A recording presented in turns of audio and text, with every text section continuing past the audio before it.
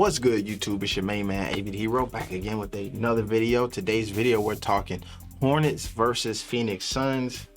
The Hornets got a little sunburnt, but let's go. Hanging out with my dude, AV the Hero. Well, we getting it down in the close. Yo, first off, appreciate y'all for hitting the like button before that intro was over.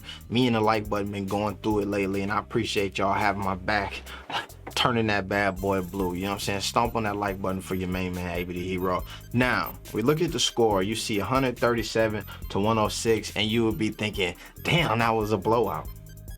And you would be 100% correct. This game was not close. But what I will say is, to me, I don't think that this is a game where you like, let's panic. I don't think that watching this game, you learned anything different about the Hornets than you didn't already know.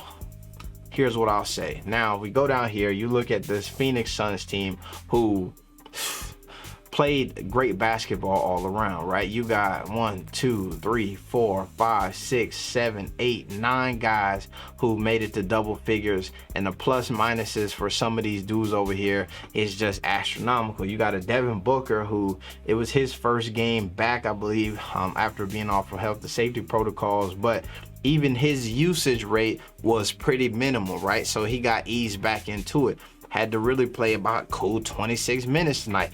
That's great for a guy who you need to come back, right? You won this game with Devin Booker scoring, giving you 16 points. That's a great night from the Phoenix Suns.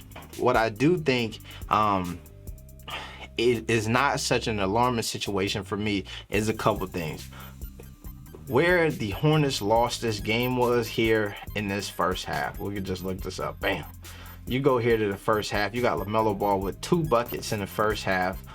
Total. It's just a struggle fest, right? Let's pull up the shot chart here. Bam. And here's the thing that really caught me is these shots from LaMelo are typically shots that he hit, right? If you go back and you watch a lot of the replays, some of these threes are open threes. You see some of the shots here around the rim be a little bit contested, but for the most part, it's LaMelo's game, right? So it just seemed like an off night for him, but not just him, for the entire Hornets organization. You go to this first quarter here, and if you just watch the first 5 minutes of this game, they just could not buy a bucket from anybody. You know what I'm saying?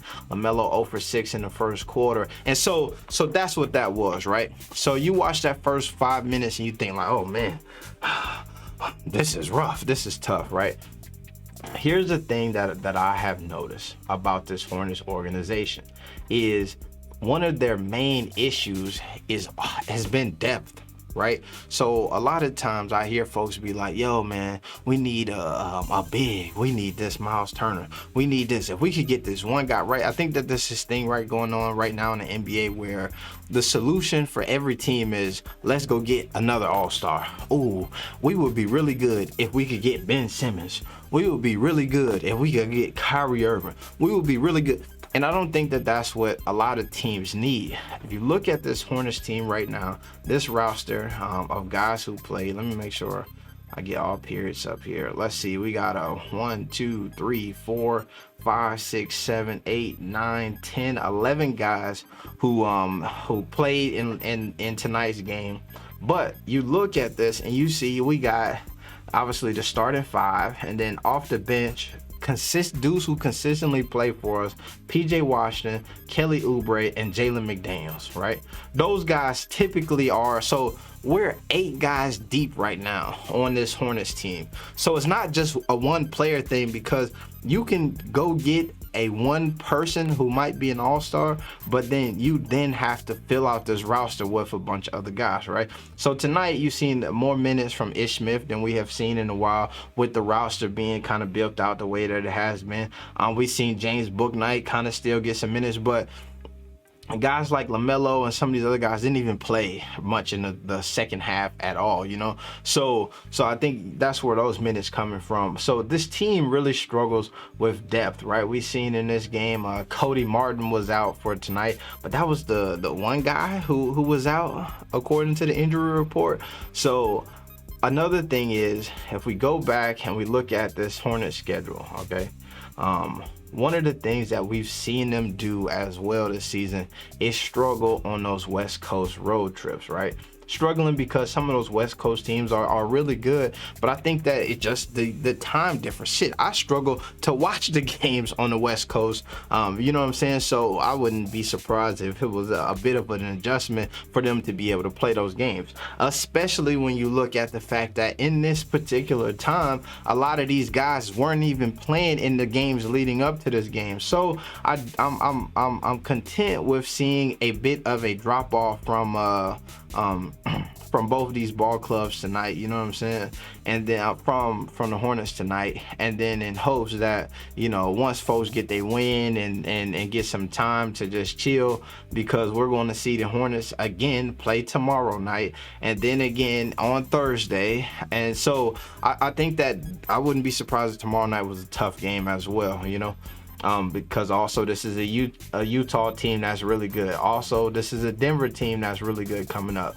Also, this is a Houston team who is, you know, you never know what you're going to get from them. And then they come on Wednesday here to Indianapolis, and if I'm still in town, we're gonna have to pull up at the game. Let me know if y'all thinking like we should go to that game or whatnot, and we might see what we can do. You feel me? So I think that their schedule, man, is just one of the hardest schedules in the NBA this year, and so it's hard to really see where they shake out because it's tough out here.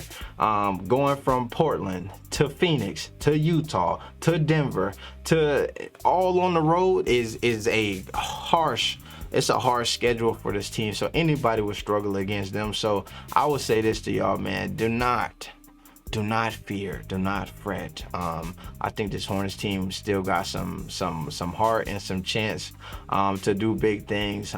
If we look over here, because this Bulls team, right? And this is the Bulls record, and I just wanted to use this as an example because they played tonight and had a pretty good game versus the Los Angeles Lakers. However, one of the big differences, because they were ravaged by those health and safety protocols too, they got these 2 nights off, you know what I mean? And these were 2 nights in which I believe it was the games were postponed, but it wasn't like everybody just couldn't practice or do anything, right? They just postponed these games. So you got guys who came back for tonight's game and didn't have to travel. They were at home in Chicago and just had to go to the thing. So the routine and all that's still the same for them. So I think that that's why they did really well tonight. They obviously go back to back as well, so I'm interested to see how they perform. But same thing, they get to play the next couple of games at home, right? And that's critical when you're a team who's trying to like balance back from all of these health and safety protocols and all of that stuff. So I think that that's what we see from this squad. So look, trust me on this, your main man AB the Hero. Don't get too crazy with this Hornets loss and then start getting ready to sell the house and all of the things. The ship is burning and all of that jazz. I think that this is just a little bump in the road. Shit is gonna get better, and just need some time to settle in, really find their footing again, and then I think you're gonna see the Hornets team that you know and love, where highlights on highlights on highlights. It's your main man, AB the Hero. We getting up out of here. Peace.